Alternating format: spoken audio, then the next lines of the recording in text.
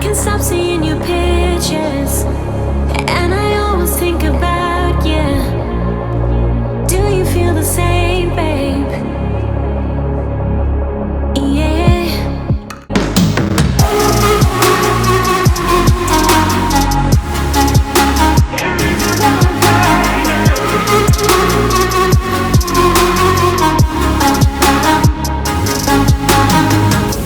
So, Micah, it's great to have you here today. This is going to be our 7th episode of our Isolation interview series. So, we're delighted to have you here as our first female Irish vocalist as well. So, that's unreal.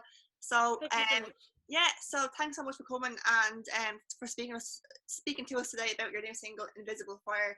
So, just before we start, just want to tell us a little bit about yourself and who you are. Well, I suppose I've been singing God since I was a little one. My first role was actually in The Sound of Music. I played Gretel. And the dungarees that they put on you were too big, so they had to staple me into them. And clearly I didn't grow after that. I'm still a midget, so that's kind of, you can blame my dad's side of the family for that one. Like, I'm taller than 2 of my uncles, so that will tell you. And I'm only 5'4". Just about. So no, I would have started singing from a young age because it's in the family. All my grandparents would have sang. My actual dad's mum, she's from Roscommon originally, but she won loads of awards for singing and everything. Yeah. And they actually wanted her to become a teacher, so weirdly enough I ended up doing both of those things. So it's in the bloodline anyway. So I would have started singing, then I started songwriting. I worked on a few Eurovision entries and stuff like that. And yeah, like back, I would have been about 16, 17, 18, 19, 20. I would have started doing that. It was grand. It's just like you're kind of pitching so much against, and then to get heard. And normally when you're working on that kind of stuff, I remember working on it was like almost like a jazz kind of an entry. Yeah. And it was actually, I think it was one of the guys in Ryan Tubridy's band on the Late Late. Yeah. I was working with him. Oh my God. And it just, I know I can't remember anything off the top of my head, so it would have all been that kind of stuff. And then I was in a girl band. Actually, I was in 2. And then I kind of started just kind of doing my own thing. So I actually ended up working with Route 66 big bands. So they're big brass bands. So I'd sing all that kind of stuff. I've heard of them, yeah. Yeah, I would have done a lot with them. And then I ended up kind of going out on my own. So I'm in a 2-piece. And then we have a 4-piece that's adjacent to that. And we do all like the weddings and everything, but we do the original work. So started working with different producers. And actually, weirdly enough, I met Leo, I think, when I was first training to be a teacher, if I'm right.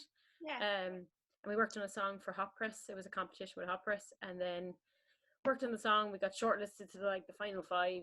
And then about 3-4 years pass. He shoots me a message, hey, would you be interested in working on a track? And literally that's where everything else actually came from, was that literally. And we just started working together. And I was writing for other people, and then I just kind of said, I'm just going to keep some of these and do them myself. So that's kind of where I end up. And then also went and studied music in BIM as well. So qualified English geography teacher. And then I went back once I did the sensible thing, as my parents would phrase it,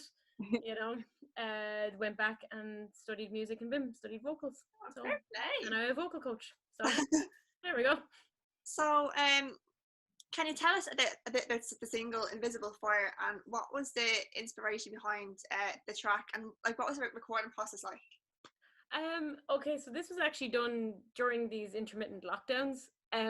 So what happened was we had come off the back of Hello, and I was saying like I kind of wanted a bit more of a darker vibe, because I would be big into bands like Paris. I love the 1975s. I love my 80s synth. I'm sorry. I'm kind of addicted to it, I won't lie. Like Annie Lennox is a massive influence of mine. Like I think she's God. Do you know, that kind of a way? And Kate Bush vocals just sick. Like, my God. So I was like influenced by all that kind of stuff, and then I would have listened to a lot of Halsey, and just I love Halsey. Yeah, you see, so it's like I kind of was like, look, I love what we're doing, but maybe, and I said to Leon, he's like, yeah, I like that vibe, it's a bit darker, because the next few songs that will be coming online with those will be kind of in that vibe, so it'll be getting a little bit darker than the more pop dance, so it is going to still have that pop style, but it's just going to be a little bit darker on the vibe that like Halsey kind of, because that's kind of, I think when people meet me, they automatically think rocker because of the black hair, and I love my docs and ripped jeans. You know, the default set, and I can't help it. And what happened was, is Leo and me were like messing around with melodies and stuff and firing things back and forth, and he flew this idea back and I flew back lyrics to it, and we literally did it during lockdown back, I think it was during June, July kind of thing, coming out of it, and then went into studio there at the end of August, basically recorded the rough draft vocals, edited, and then Haddle was also working it. He's actually signed to Sony over in Germany, and he came in on the vocals and stuff, and he critiqued a bit of what we're doing, and then went back, did another studio session before everything got really locked down, and then basically the song got produced, and that was it. Like, I got the song maybe about a month or so ago, finished, all done and dusted, and was meant to start promo a lot sooner than I did, but just everything with the lockdown happening, and then with the school and everything, it just kind of snowballed. Yeah. But the process was like, because me and Leo know each other well, and we kind of like, I go to his studio, we'd still do the social distancing, you know, but we're able to work with each other, that we're able to take the precautions and do it.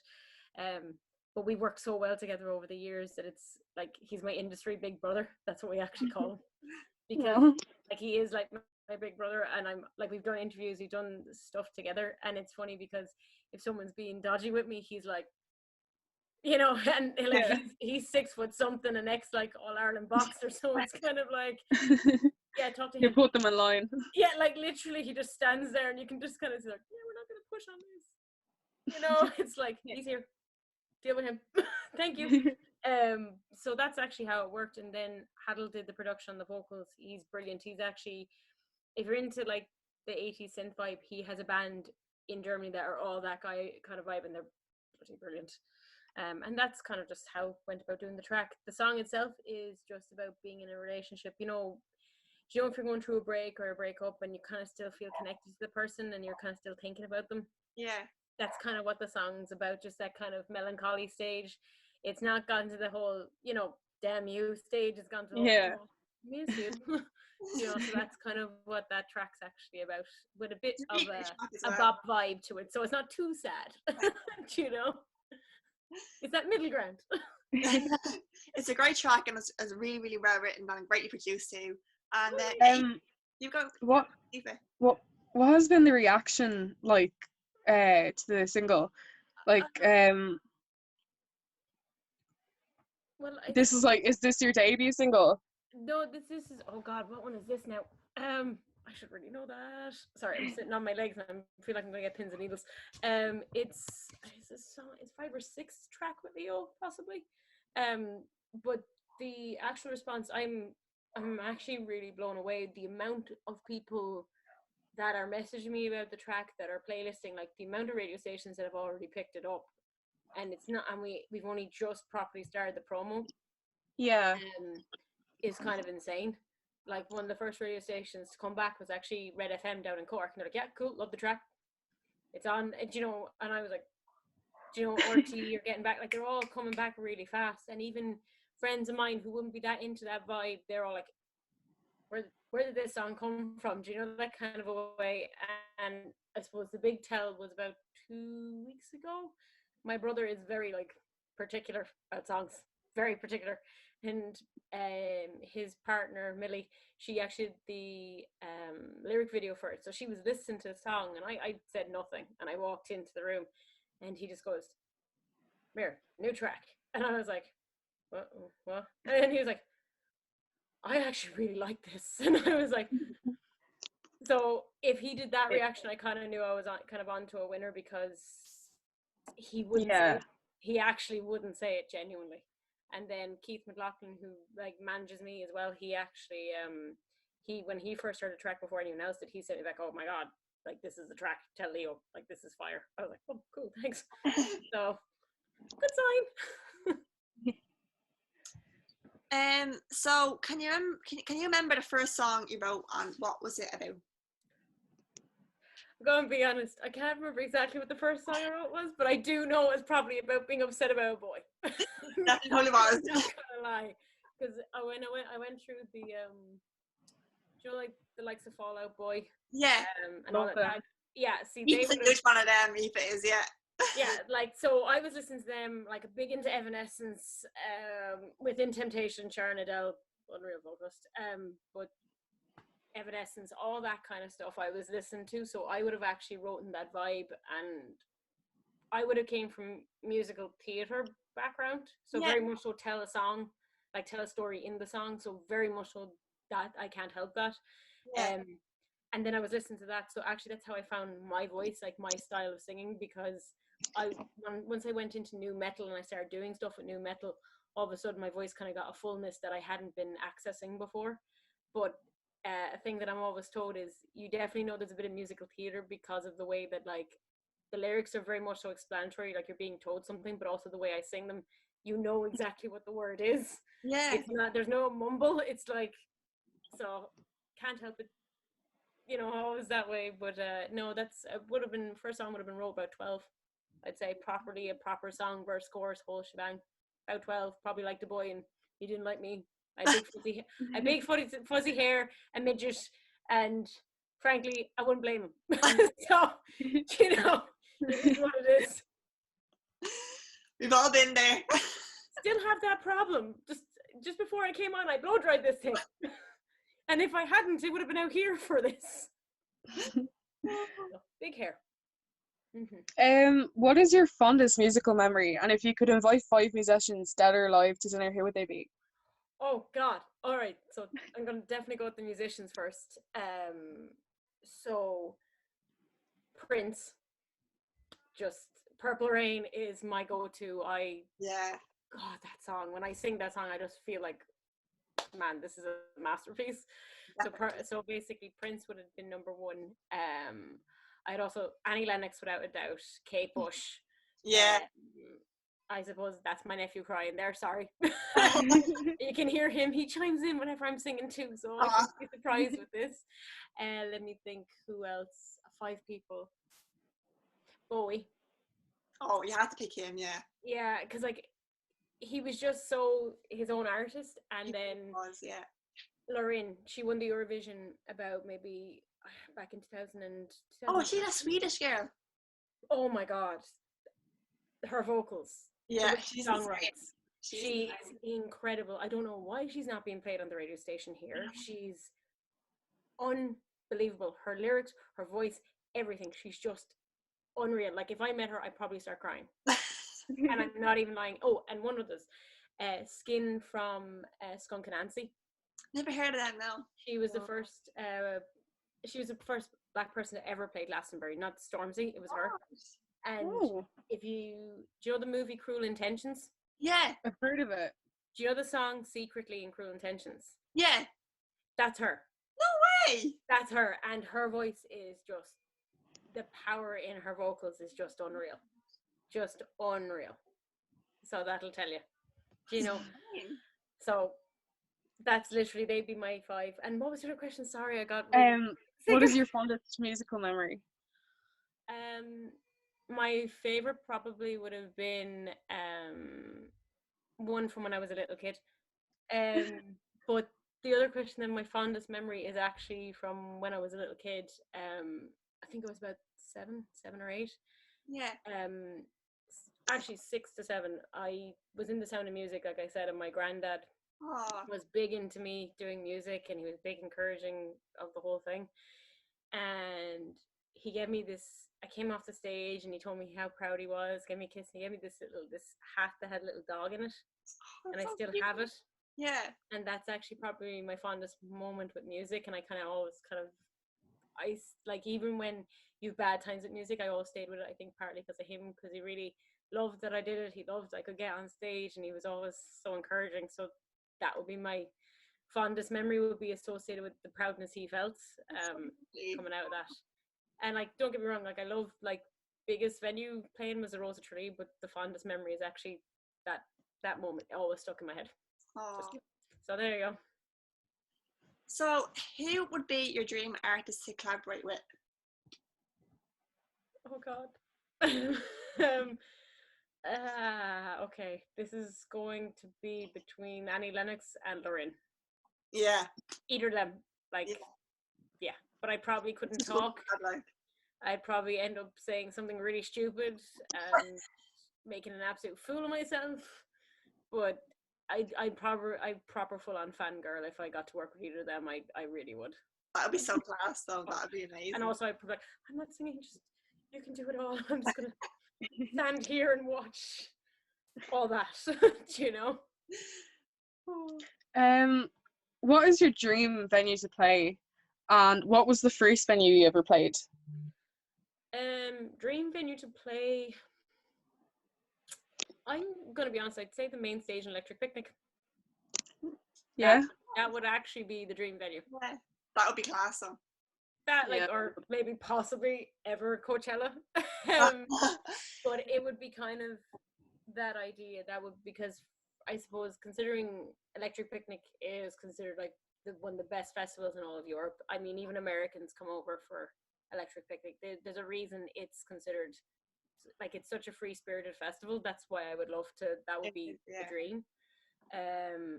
So that would literally, I just think that would be just so class. And plus, like, it's your home. Exactly. It's different when it's your home. Do you know that kind of a way? And the first venue I ever played, oh, let me think. Oh, the first venue I ever played, it was, I think it was the Chancery Inn in Dublin 9, as in like a gigging musician. Would Yeah. have been the Chancery in Dublin 7, Dublin 1, in by the forecourts. Oh. And it was just like, and I wouldn't mind, but people were like, oh, that's a tough bar. The crowd were just so lovely. They were so lovely, and I was. That's what you want, though. Yeah. Yeah. Oh, but I was breaking it. Like, I was like, I moved up to Dublin from Tipperary, and I was like, okay, I'm gonna do this. And I'm like, oh God, Jesus, I'm doing this. You know. And the fear sets in, and you're like, oh God, oh God, oh God. And then you just get up and you just go into your zone. And the crowd were just lovely, and they were up and they were singing, and they were just so nice. And I was like, you know what? I'll be grand. I'll be absolutely fine. So that was my big moving to the big smoke, big gig moment kind of thing. So how have you been adapting to the current pandemic situation as a new and upcoming musician releasing music in times where you can't play it live?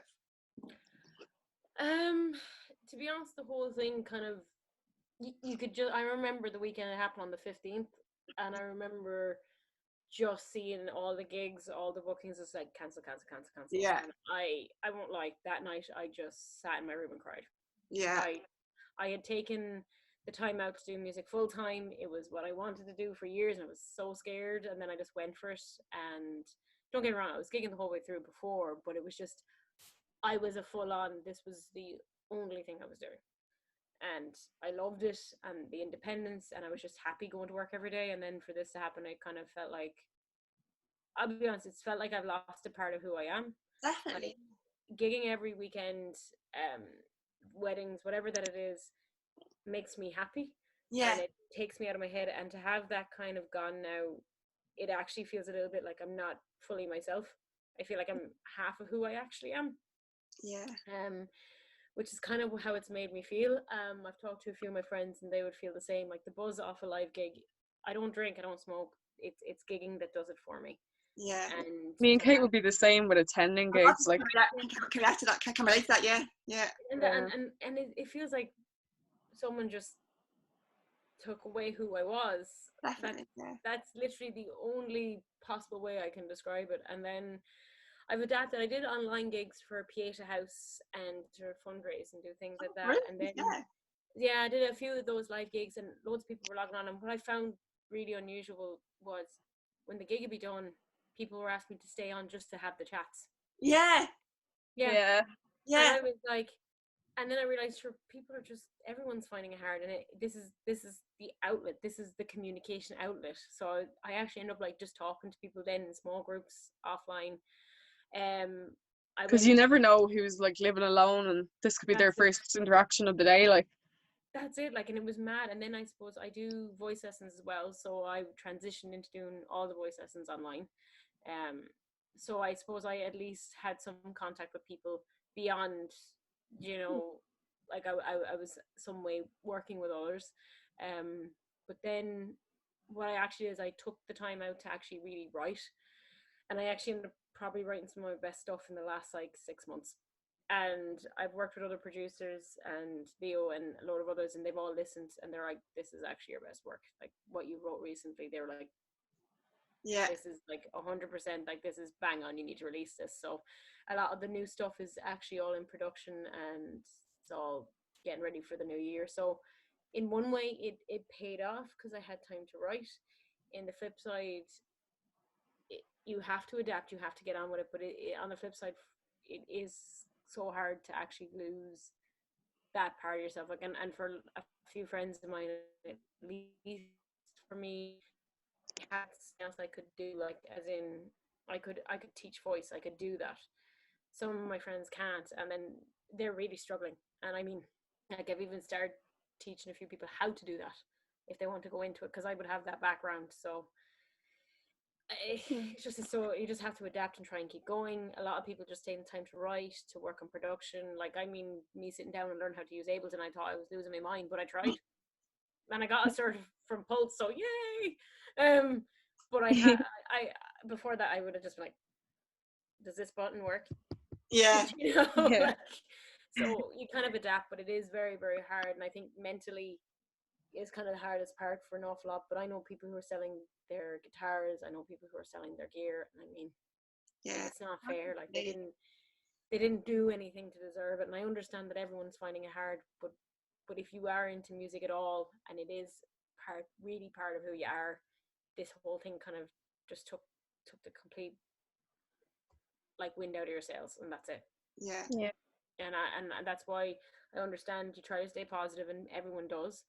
And I advocate talk to someone if you need to, connect if you need to, do whatever you have to do. But I do understand people feeling a bit down about it because they're entitled to as well. Do you know, I never disallow people feeling the way that they feel. Yeah. You know, and a lot of people are writing a lot more. So I'm hoping there'll be a load of like lockdown tunes coming out. There will be. I think This one was. I think people are definitely like releasing their best work yet as well out this year, you know? That's it. I think people But are just taking time to get so creative, feels. and I'm like, oh my god. Like even the Dua Lipa and Miley Cyrus collab, like that they released there on Friday, I was like, oh my god, this is insane, you know? Because people are actually, instead of everyone rushing to XYZ, I have to do here, I have to be here, I have to do this, you have to actually sit and just sit and be there. Yeah. So you're very, very present with what you're actually feeling. And prior to that, you would have just been keeping yourself busy and you wouldn't have engaged. Like I know for me, lyrically, everyone has actually said all the new stuff, the lyrics, everything are just so much stronger. They're far more impactful. And I was like, so I actually needed this time to sit down and really connect with who I was as a writer, and not to be just kind of surface writing, if that makes sense. Yeah.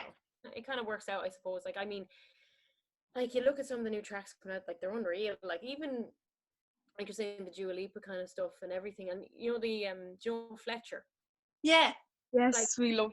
Oh my god, love her, yeah. Like I'm like, girl, can you make a bad song? Oh no, she's unreal. Oh god, and she's just like, holy god. And then like Paris, who I absolutely like freaking adore. Yeah. Actually, Lynn from Paris is just like, They're class there, Paris. oh my god, they're just so good. Do you like Maggie Rogers? yes. She's releasing a new album soon. Oh my god. Yes. But like it's sick. Like it's all the stuff that's coming out now is just fire. Like Yeah. and but they're really talking. Like no one's just kind of generically talking about something. Everyone's actually really talking about what they're feeling. Yeah. And everyone's kind of getting more into it. So hopefully this is the start of kind of a turn in that kind of stuff where there's more. Like I know we love our pop music and whatever, but there's a bit more depth coming through, I suppose, that wouldn't have been there prior. So hopefully it works out. You know. What was the first album you ever bought? Oh god, I could probably find that somewhere, and I'm not even joking when I say that. Let me think. What would it have been? I'd say it probably would have been Evanescence or something by Avril Lavigne. If I'm being awful, I'd say. I think mine was Avril Lavigne. Yeah. Literally, I just got it in my head. Avril Lavigne, literally. You know, was it the second album she wrote where she's like standing there, there's an X here or something? Oh yeah, the second one, yeah. Not My Happy Ending. That was one of the Something like songs. that. I can't remember that off the top of my head. that album, I was like, this is brilliant. Like, and people were like, it's so dark. I'm like, I love that it's dark.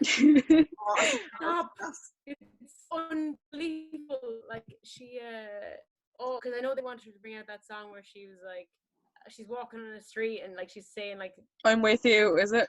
not even, it was one after that, and she's giving out to the guy, but then she brought this not my happy ending or something like that, and she's running and there's a train and there's a whole thing, and that was like the album, and I was like, oh yeah, I'm buying that. Yeah. You know, my first one I wanted was by Queen, but my mum wouldn't buy it for me because I was too little. Oh, She said she said, why do you want that? I was like, because I like the way they sing. And Mum was like, go get a toy. Like, what's wrong with this child? Go get a toy. You know.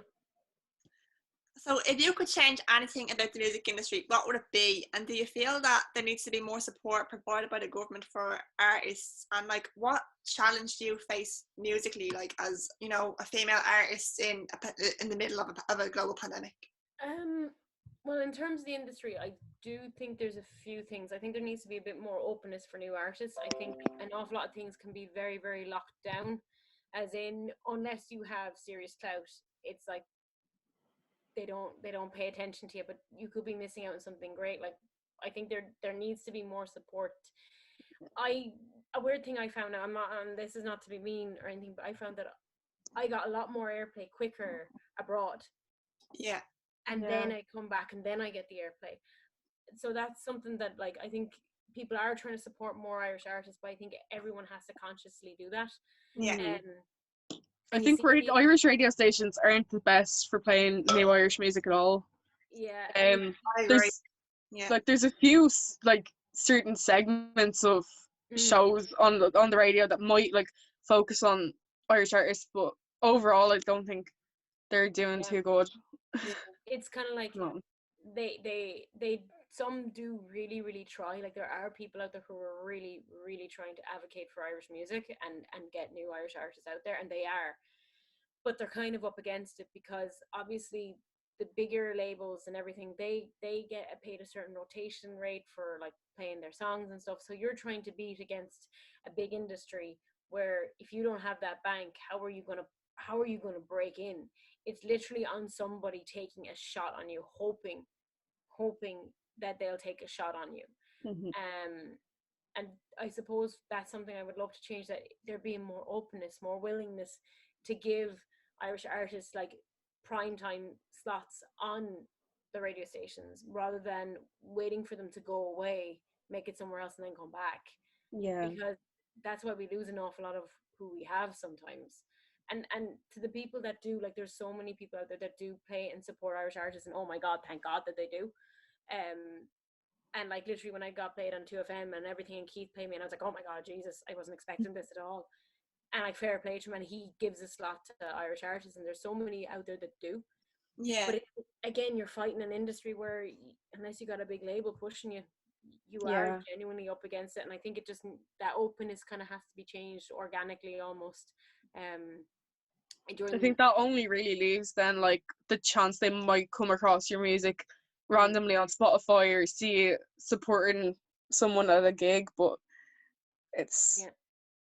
it's That's not why, it doesn't leave an awful lot of room for new artists to come through. no, and that's why I think any of the stations, any of the presenters, be them online or on radio, that blog pages, everything that are supporting Irish artists, should really, like, everyone should really go and support them. And when they plug you, you give them a shout out, you let people know, you send people their direction, give them the acknowledgement that, yeah, thanks for supporting us, because they're trying to put their necks out as well doing that too. Yeah. And like, you gotta support each other. Anyone that supports anyone should support. Like, I find, like, for example, the lads I went to BIM with, they support me, I'd support them. It's you know, you have to do that. Yeah. But the thing is, again, as everyone knows, you are up against a big machine unless you got the serious bank. So that would be one thing.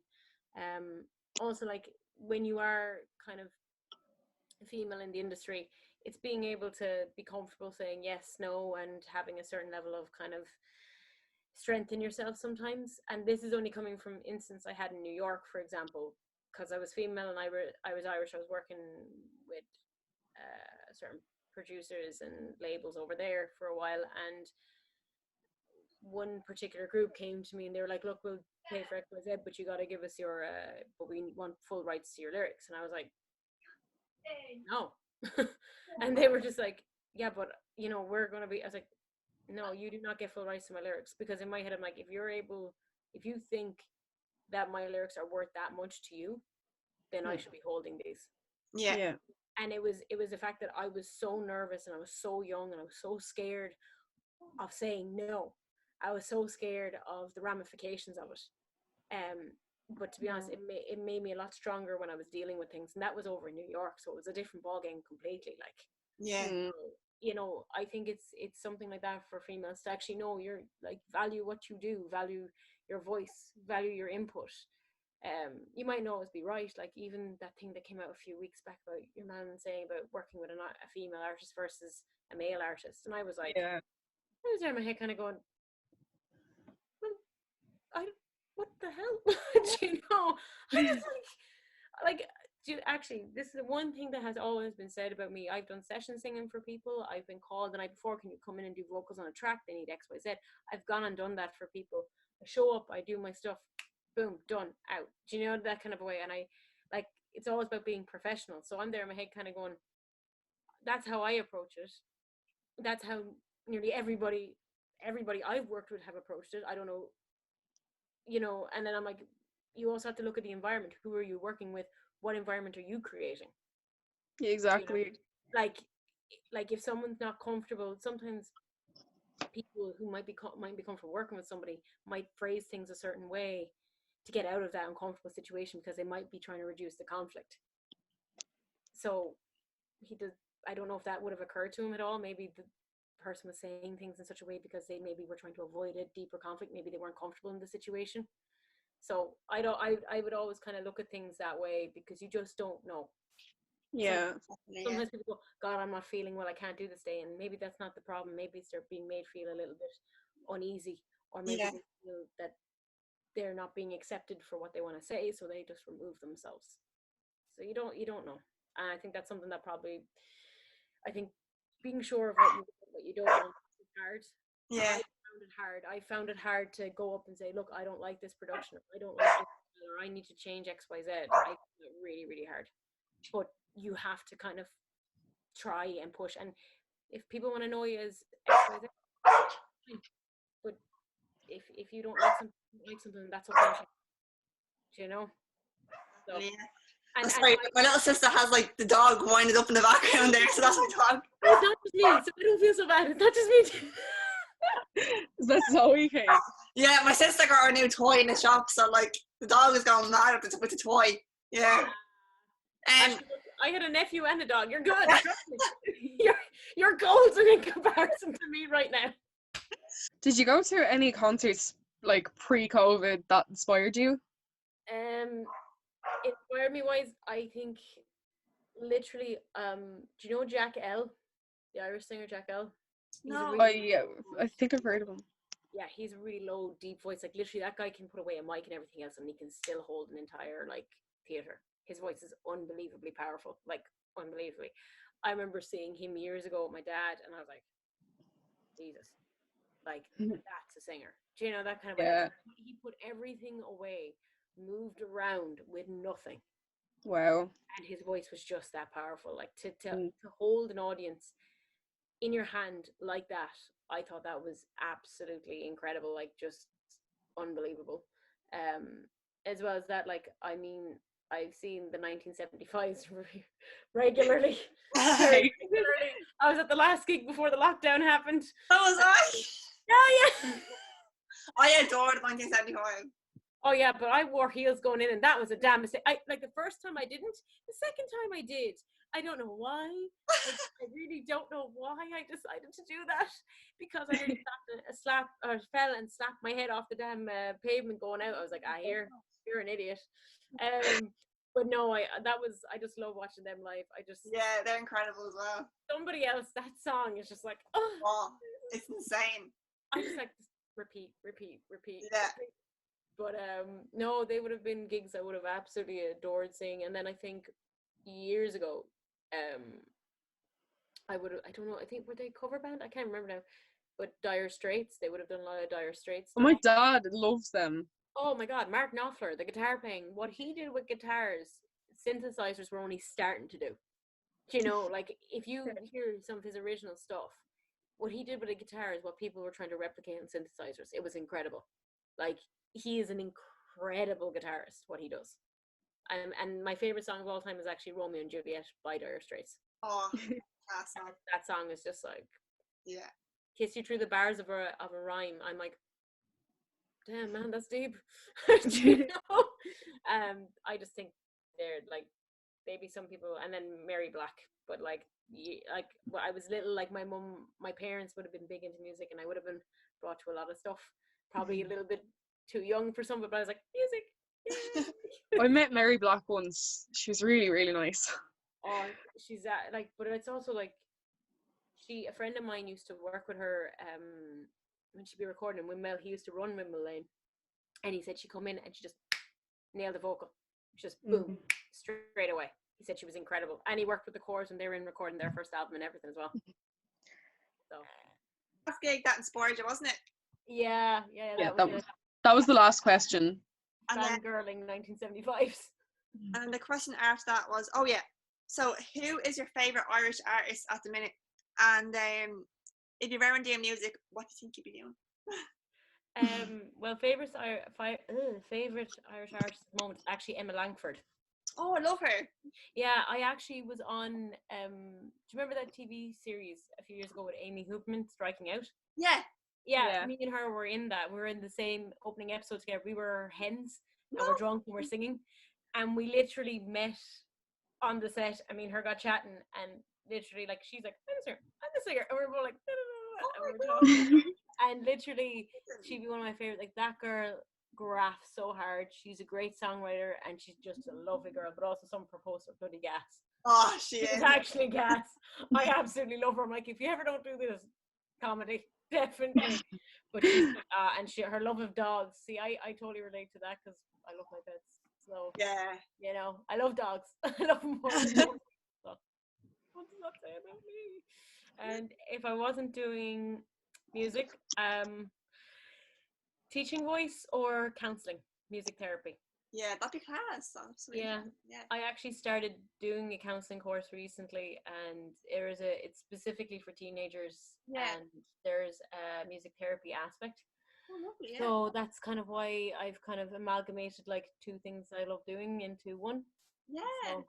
Because it's just, if you know, it's like, you don't want to be studying for exams or stuff, especially when you're a teenager. You start listening to music and stuff.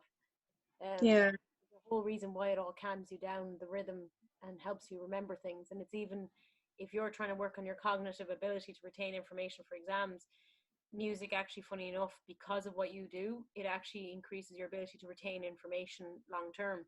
Yeah. So it all feeds into how your brain works, and your brain fires up so much more when you perform compared to just doing anything else. Even sports, your brain on music is a total different ballgame. So that's why that would be something I go into.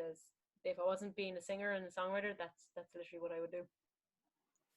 You know. Is there any advice or insights you would like to give to anyone watching this who might like to pursue a career in music, especially young females? A few things. One, don't sign anything without getting someone to read it. Yeah. I did that years ago. I did that years ago, and it burned me hard. It really did. I couldn't actually do even a cover band gig for about 3 years. I was locked into a contract, and nothing was done with me for like 3 years. So, and I came so close to just giving up full time. Like, I was like, I just don't think I mentally was just exhausted from it, trying to get out of it. So always read the contracts, no matter how young you are. Read the contracts, double check it, and make sure, even if you have to pay a bit of a solicitor's fee, just do not sign anything without being sure what you're signing in for. Like a big example of that would be watching what's going on with Taylor Swift at the moment. Yeah, like her music. You've got to watch the contracts. I have walked from contracts. I have walked from signings, and I'm actually in a good stead with Liam Brown Management. He does promo, but they're also linked to Liam Brown and Brian Whitehead, who manages Picture This. So, and I'd have a great relationship with Liam Brown. Like we'd have, and he knows my backstory. It's different when you kind of when you're. I would always say just read your contracts, be sure, and also when you're especially a female in the industry, kind of know that what you say has worth. Don't be allowed, like sometimes people, not everybody, now this is the truth, a lot of people don't dismiss you because you're female, but a few people will, and you will meet that. The thing about it is, let them go. Don't let it carry weight. Don't let it stay in your mind. That's who they are. You're not going to change that. You do you. You know what you want to hear, and you pursue that. And big thing is, you will get knocked down. You will have things go wrong. I've had tracks stolen. I've had vocal snippets of me stolen, placed on other people's tracks. I've had all that kind of stuff happen to me, and I've taught numerous times going, oh God, why am I doing this? Yeah. The joy you feel when you perform is actually worth it. It mightn't seem like it at times when things are hard and you're trying to break in, but it is genuinely worth it. Like I love it. I feel most myself when I do it. And if you have a genuine passion for music, go and do it. But I'd always say get a little bit of a qualification in it. Get like even your grade 8, or you do a diploma course in music. Do something so that you have that little extra piece of paper. And that way, like if you want a vocal coach or if you want to teach someone guitar, you have that as well. So you could do that even during the COVID situation, you know, that kind of a way. Yeah. Because there's plenty of people I know teaching online, including myself. So I would advise getting some kind of experience that way. But the one thing I'd say most of all, go out, get on stage, do your thing, perform. Like get that feel for that. Like there are things that have happened in gigs where people have fallen, people have come on stage, people have taken the mic off me. You know how to handle it, and you learn how to handle it and not be fazed by it. That's a big thing. Get yourself on stage, even open mic nights, karaoke, whatever it is. Get yourself out there, get the feel for that buzz, and once you get that little nick, keep running with it, because my God, it is addictive. But when it's going well and you have the crowd, it is worth millions to you. Like it's the best feeling in the world. I really can't. I can't wait to gig again. I miss it so much. So that's the one thing, definitely. So the next question is, so what is your go-to song to distract yourself from hard times? Because like obviously, you know, I think during this whole pandemic situation, a lot of people have found comfort in music. Mm-hmm. So what has like been like your song that had brought you some comfort during the whole lockdown? Oh God. This is hard. I would say, to be honest, song-wise, I can't specifically say a song. I would say I'm listening to the likes of Halsey a lot. Paris are just, their album is just, oh God. And I'm just like, but I love their mix of synth and rock and attitude, and you're like, like you're kind of like, you kind of get a bit of a pump from it, but you still get that emotional hit. You get that emotional rush, like, oh damn it, you're putting me in my feels while I'm running down the road. You know, it's like, damn you. But they would be the two that I'd be particularly listening to. But I've also gone back to listen to a lot of like the golden oldies kind of a thing. Like, I was back listening to TLC yesterday, and I was writing out, you know, Scrubs. Like I was going for it. Like, you know, I've gone back to a lot of the older stuff as well, big time. Sure, I was dancing with my nephew to, do you know the Destiny's Child Bills? Oh yeah. And me and him were dancing around a pot going like this. You know? So like I kind of found that like I go back to like the likes of Queen, massively, Freddie Mercury, just incredible. Like I find that I would listen to a lot of new music, but I found a lot of comfort in the older music. You know? Yeah. It's just because it's that nostalgia, it brings you back. It brings you to like a bit of distraction. Like you might start thinking about something you haven't thought about in years. Nothing wrong with that every now and then. So I seen something that I think it was a tweet once that said like, when you're going to watch a movie, say you're on Netflix and you keep going, like you can't find something new to watch and you end up rewatching it, maybe you watched it before. It's actually it's caused by your anxiety. It's because you're comfortable with what you know. So I Yeah. think that's like, that could be the thing with music as well. If you're going back to old music, you know, like, and you're comfortable with, Yeah, it could bring you more comfort, big especially time. in times like this.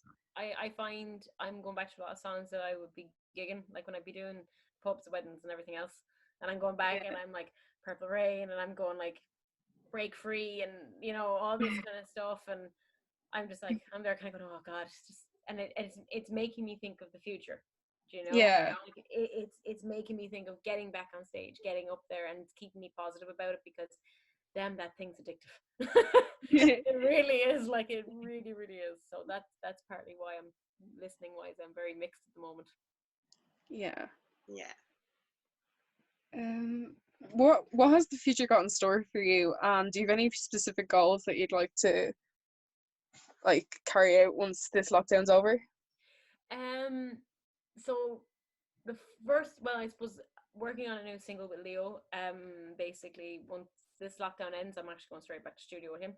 Oh, so new music. Yeah, we're working on the new track. And that would be aimed to be released in January. And then after that, they're going to be a follow-up. Like, the big thing is to get another 3 tracks ready. Yeah. So the whole aim for me from now and then is to get the next track with Leo done, get that ready for January, and then follow up with a track in February, March, April, and May. So 4 more tracks. Get, like, just hit them out fast, and hopefully by that stage, then maybe a little bit of a tour. Hopefully festivals might be back. We actually love it live as well, so that'd be so nice to see you live too in the new year. Hopefully, Yeah. get live music back, you know. Like, literally, I'm just like, please let me sing. Please let me go back on stage. And literally that they would be, that's the main, like, short-term goal, get the tracks done, get them up there. And then long-term goal is basically go over to LA with the tracks, do some showcases over there, and hopefully do a bigger tour. Like, my real big dream is to do like a full-on world tour. Yeah. It's a way of seeing the world, but also seeing the world while doing something you absolutely love. Yeah. And that's my dream. Like, Yeah. if I get a phone call in the morning, like, right, you can do a world tour and you can do it, like, you start tomorrow, I'm like, screw it, I'm gone by. I'd be like, there'd be just a dust cloud right here. I'd be already gone up to the airport, and I just, that is a dream, because you're getting to see the world while doing something that you absolutely adore. And that's like, if you work in something you love, it never really feels like work. So exactly, yeah, you know, like, why work at something that you hate? Like, you know, now sometimes I know we do have to do things we hate to get to where we want to go, like, you know.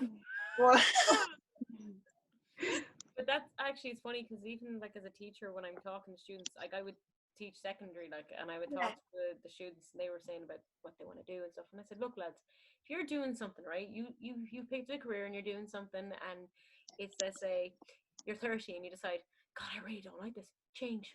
Exactly, yeah, nothing stopping you, and it's never too late. No, life is short. And I said, you might as well do something that you have a love and a passion for, rather than waste the next 50 years of your life doing something where you're like, Jesus Christ, is this all I'm going to do? Yeah. You know, like, I work part-time in retail, and like, oh God, retail just like wrecks my head, like, you know, but it has to be done to get like where you want to go as well, like, you know.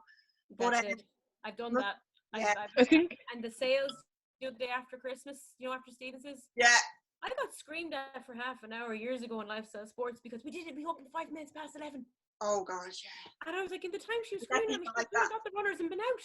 I was sitting there going, I'm not paid enough for this. I was just like, I understand, I'm sorry. I was like, yeah. You know, it's just like, oh, I've been there, like, I've been there.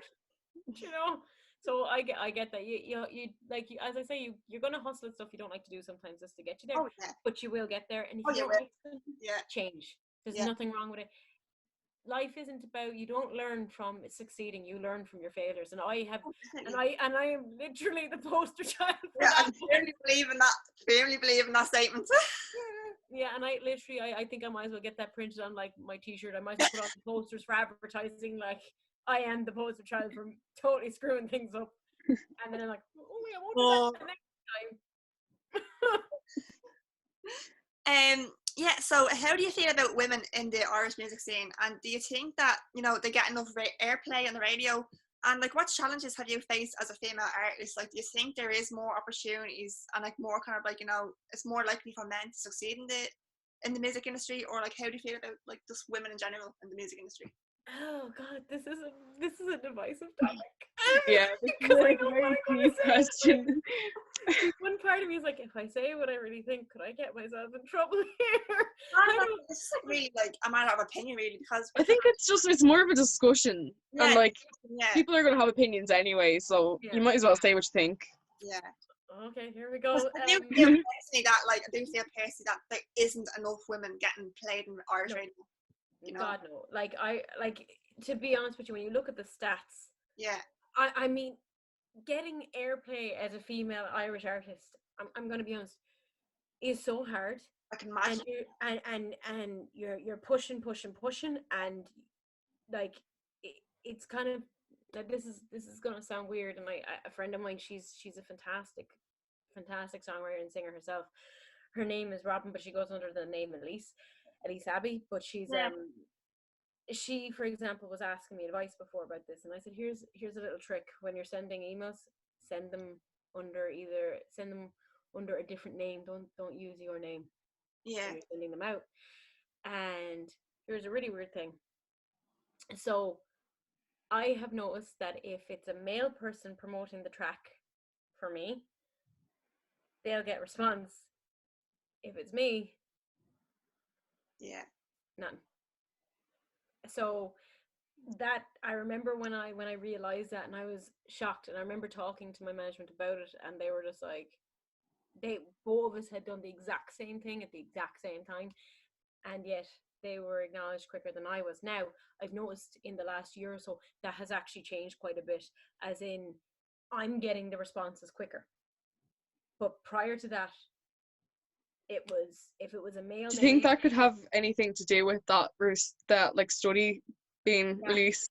I think so. I really think that had something to do with it, because I've gotten more responses more quickly than prior to that. So that's something that I have noticed. And I think as well as that, this thing of kind of pitching women against each other, Yeah. like that happens a hell of a lot. And even just generally in life, it's kind of, I've just noticed like women are generally pitched against each other. Like, frankly, as far as I'm concerned, if you're doing well, that doesn't take from me. What I'm doing doesn't take from you. Yeah. Do you know? Instead of like tearing each other down, like you need to build each other up. Because if we all stand together and we support each other together, that puts pressure on those within certain positions of control, that they have to acknowledge all of us, not just one of us. Do you know? Because we're supporting each other, we're stronger as a unit than divided. And I don't like the way it's this idea of competing, like female artists are competing with each other. Sure, male artists are competing with each other. We're competing with male artists. Everybody's competing against each other, like.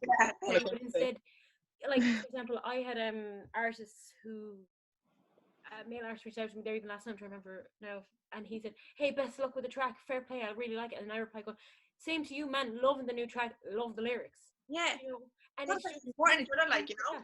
Yeah. That's it. Like, you're not competing, like, Because the thing is, like, when people listen to music, they're not thinking, "Oh, this is a woman, I'm gonna stop listening to it." Like, it's not like that. They're listening for the music. That's Like, it. like if no one is listening to music specifically choosing, "No, this is a female artist, I'm not gonna listen to her," unless, like, of course, they're biased. Kind of, you know. Yeah. We'll not say the word. Yeah. We can think it, but we can't say it. Yeah. But no, that's it. Like, people listen to music, they don't automatically think gender. They just think, I like listening to this, and that's Yeah. cool. Like, and there's no problem with that at all. It's just, I do think it's this idea of pitching women needs to go completely. What I'm doing doesn't take from somebody else, and what they're doing doesn't take from me. Everyone is in their own story. Everyone is doing their own thing. And it's so easy when you're an artist, maybe female, I don't know if it's worse for females or not in the industry, to kind of look and go, "Oh, I'm not like doing what she's doing, and I'm not, and she's getting, and I'm not getting, and da, da, da, da, da." And I'm just wondering, do male artists notice it in the same way? But it's a thing, and I think it's just the fact that, don't worry what someone else does, build each other up, and then no one else can tear you down. You know, because we're all in it together, we're all trying together. Like, even for example, if someone is looking for a contact and I have the contact, what's wrong with me giving the contact? It helps them. It doesn't detract from it. Do you know? Yeah. And that's something I think needs to kind of be pushed an awful lot more. And I think the women in music, when the song came out, the cover of the Cranberries, and then last night the song, I think that's a great movement because it's women together singing together as a unit. Yeah. You know, we're stronger together than when they try and pitch us against each other. And they all seem to be getting a lot more kind of like recognition, even solo, like with their solo music, because they're part of that. And I think that's the way, I think the more female artists support each other and build each other up, like even, like for example, when someone throws out a new track, I'm like, cool, gonna put it on my Instagram, gonna let people know it's out there. Simple, small things, but it gives them more exposure. It allows people to come into contact with probably a fan base they may possibly not have had contact with prior. Yeah. And it's just supporting each other and not being worried that like, oh, you know, women are catty. No. Yeah. No, that's like, that's just that's a viewpoint that not necessarily is even true in any regards. So yeah, there was kind of no evidence to that claim.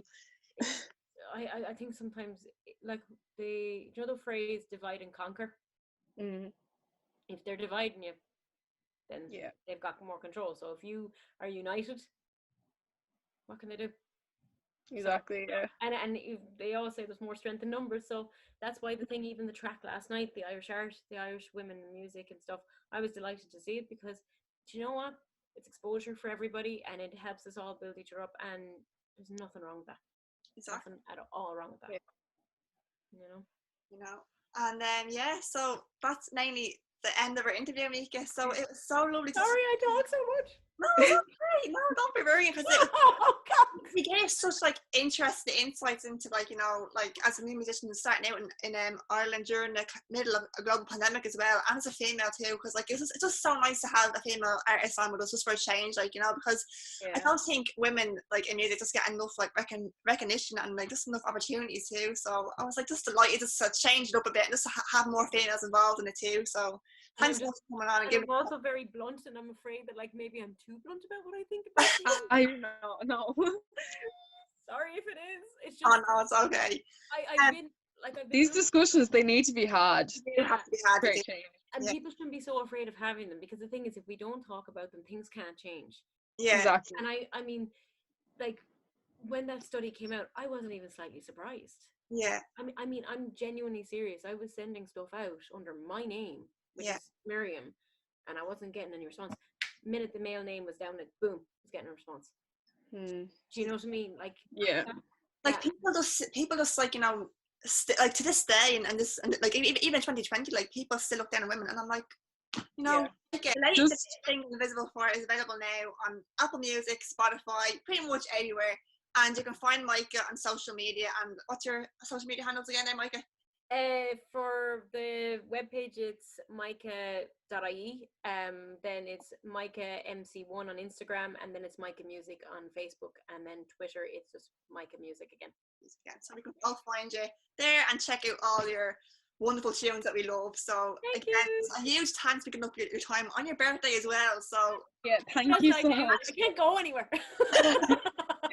Happy birthday again. It was a good song. I love the questions, lads. This was a great interview. I really enjoyed it. Like, I really enjoyed it. Enjoyed having you as well, because you're just such a bubbly person. I really yeah.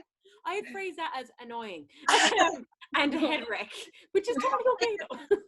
And like, you just sound like yourself as well, which I just love people who are like just shoot themselves. Like, you know, I hate people who are fake and all that. Like, you know, you're just Thank you, because sometimes that gets me. And I do hope that we catch it in the new year.